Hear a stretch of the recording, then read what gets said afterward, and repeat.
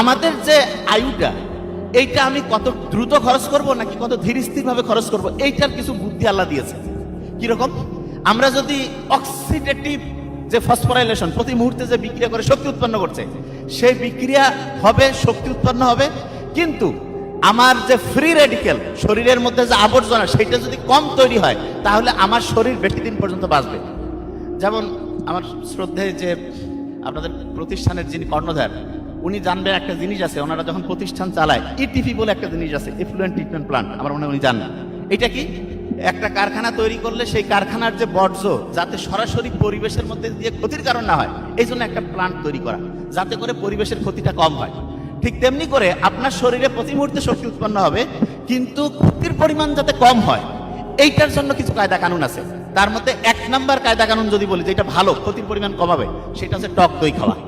টক দই